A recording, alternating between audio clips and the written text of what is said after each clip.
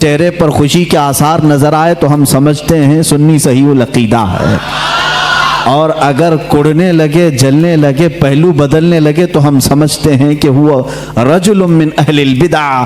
وہ کہتے ہیں علماء حرمین، ہم اسی بات سے سمجھ جاتے ہیں کہ یہ بدعتیوں میں کا کوئی بندہ ہے۔ یہ معیار ہم نے نہیں، علماء حرمین نے متعین فرمایا۔ یہ پہچان جو اعلیٰ حضرت کی بنی، یہ اللہ تبارک و تعالیٰ کے انعامات میں سے ایک انعام ہے۔ آج کیا آپ سب کو معلوم نہیں ہے کہ ہمارے اور دوسروں میں فرق کرنے والی ذات اعلیٰ حضرت کی ہے؟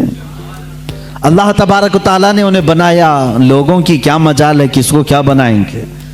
بعض لوگ کہتے ہیں یہ بریلویوں نے مل کر کے سب بنا دیا ان کو۔ میاں بریلویوں نے مل کر کے اگر انہیں بنایا ہے تو تم بھی سارے مل کر کے ایک اعلیٰ حضرت بنا دو، ایسا کوئی اعلیٰ حضرت بنا دو۔ انسانوں کے بس میں نہیں ہے اللہ کے ولی کو بنانا، وہ اللہ جسے چاہتا ہے اپنا ولی بناتا ہے۔ ذالک فضل اللہ یؤتیہ من یشاء، وہ اللہ کا فضل ہے، وہ جسے چاہے عطا فرماتا ہے۔ اب میں آپ کو یہاں چند اصطلاحیں بھی بتاؤں۔ شریعت طاہرہ میں، ہمارے دین اسلام میں ایک اصطلاح بولی جاتی ہے مجدد۔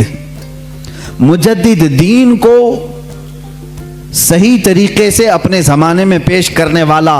جب اس پر گرد و غبار جمع ہو جائے، جب اس پر لوگ خرافات، بدعات، واہیات بھر دیں، تو ایک مجدد آتا ہے، ان سب کو ختم کر کے دین اسلام کا صحیح چہرہ پھر امت مصطفیٰ کے سامنے پیش کرتا ہے۔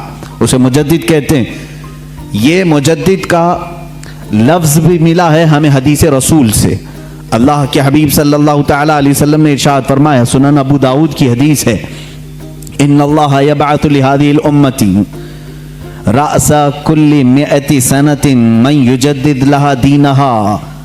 اللہ کے حبیب صلی اللہ علیہ وسلم فرماتے ہیں، بے شک اللہ تعالیٰ اس امت میں ہر 100 سال پر ایک ایسا شخص پیدا کرتا ہے جو میرے دین کو تجدید کر کے صحیح چہرے کے ساتھ پیش کرتا ہے۔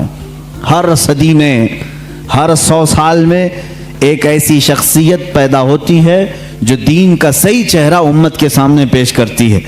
ہاں، ہم جس زمانے میں ہے، اس زمانے نے ہمیں مجدد کی پہچان جو ملی، اعلیٰ حضرت امام احمد رضا خان فاضل بریلوی رضی اللہ تعالیٰ عنہ شہرۂ آفاق ہیں، اس لیے مجدد کا لفظ آپ نے زیادہ طور پر اعلیٰ حضرت کے لیے سنا ہوگا۔ اور اس سے قبل تقریباً 13 صدیوں تک مجدد آتے رہے۔ پہلی صدی کے مجدد حضرت سیدنا عمر ابن عبدالعزیز رضی اللہ تعالیٰ عنہ کو لوگوں نے فرمایا ہے، محدثین اور فقہاء نے فرمایا ہے، وہ پہلی صدی کے مجدد تھے۔ دوسری صدی کے مجدد میں امام شافعی رحمۃ اللہ تعالیٰ علیہ کا نام پاک آتا ہے۔ اسی طرح کئی علماء ہیں، اس میں مجددین کی فہرست ایک طویل ہے۔ ایک زمانے میں کئی مجدد بھی ہو سکتے ہیں، ضروری نہیں کہ پوری دنیا میں ایک ہی ہوگا۔ تیسری صدی میں دوسرے مجدد آئے، چوتھی میں الگ آئے، پانچویں میں الگ آئے۔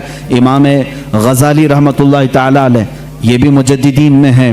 اور اسی طرح سے 1000 سال کے بعد ہندوستان میں ایک مجدد آئے جن کو مجدد احمد فاروقی سرہندی مجدد الف ثانی کہا جاتا ہے، جنہوں نے اکبر کا لایا ہوا دین الہی ختم کیا اور دین مصطفیٰ کی پھر سے نشو و نما کی۔ وہ مجدد الف ثانی امام ربانی جن کا لقب ہے وہ احمد فاروقی سرہندی۔ ان کے بعد پھر مجدد آئے سیدنا عبدالعزیز دہلوی رحمۃ اللہ، شاہ عبدالعزیز محدث دہلوی رحمۃ اللہ تعالیٰ علیہ۔ 14ویں صدی کے حالات میں تھوڑے سے آپ کے سامنے بتا دوں۔ یہ 13 صدی کے جو مجدد آئے، انہوں نے اپنے اپنے زمانے میں تجدیدی کارنامے فرمائے۔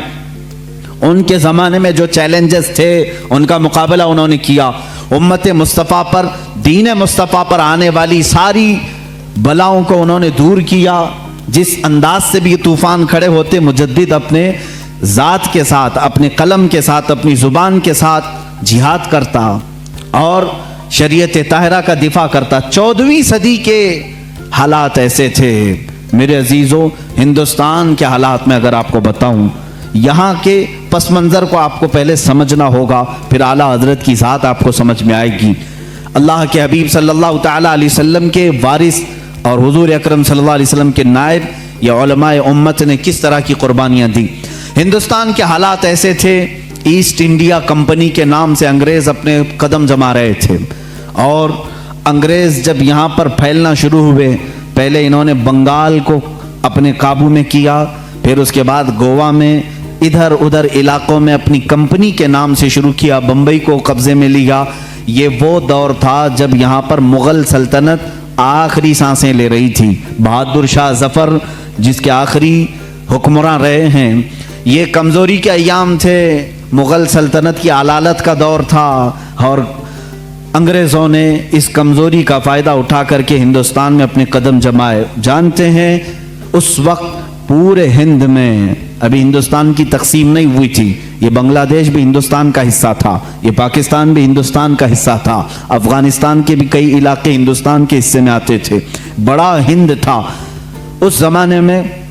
پورے بر صغیر اس کو کہا جاتا ہے، سب کانٹیننٹل ہندوستان کو، بر صغیر، شبہ القارۃ الہندیہ اس کو عربی میں کہتے ہیں، یعنی ایک انٹر کانٹیننٹل کے برابر ہی ہندوستان کو سمجھا جاتا ہے، تھوڑا چھوٹا اس سے۔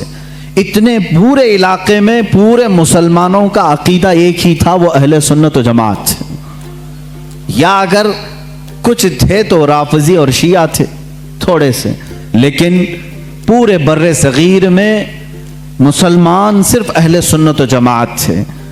انگریز جب یہاں پر ہندوستان میں آئے تو ان کو سب سے زیادہ خطرہ کس سے تھا؟ انہوں نے اپنی کتابوں میں لکھا، علماء اسلام سے انہیں خطرہ تھا۔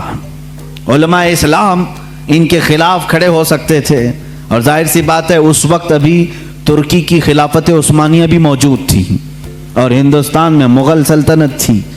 مسلمانوں کا دبدبہ ایسا تھا کہ ایک بار اگر بادشاہ اسلام جہاد کا اعلان کر دے تو سارے کفن بردوش سڑکوں پر آ جاتے۔ ایک اعلان ہو جائے، نوجوان تو نوجوان، بوڑھے بھی راستوں پر آ جاتے اپنی جان اللہ کی بارگاہ میں پیش کرنے کے لیے۔ ہر زمانے میں ہمارے ہاں دائرہ اسلام میں، میں آپ کو بتاؤں، مرنے سے کبھی کوئی مسلمان خوف نہیں کھاتا تھا۔ اسی لیے 1947 کی جو آزادی کی جنگ ہے، اس میں آپ دیکھیں گے، تاریخ اگرچہ آپ کو بتائی نہیں جاتی، 1 لاکھ سے زیادہ مسلمانوں کی بھی موت اس میں ہوئی، شہادت ہوئی ہے، اور تقریباً 1857 سے اگر میں گناؤں 30,000 صرف علماء اہل سنت ایسے ہیں جن کو درختوں پر پھانسی پر لٹکایا تھا انگریزوں نے۔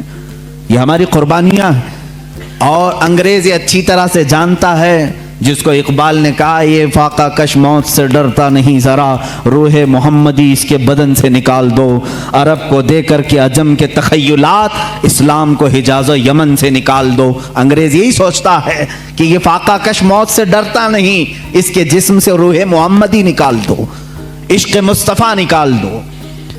اس زمانے میں انگریزوں نے جب یہ دیکھا کہ یہاں ان کی یونٹی اور ان کے اتحاد سے ہمارے لیے خطرہ ہے، تو ظاہر سی بات ہے ہر زمانے میں منافقین کو خریدنے کی کوشش کی جاتی رہی ہے، ہر زمانے میں۔ وہ زمانہ بھی ایسا رہا کہ انگریزوں نے اپنے خلاف بولنے والوں کو کالا پانی کی سزا دی۔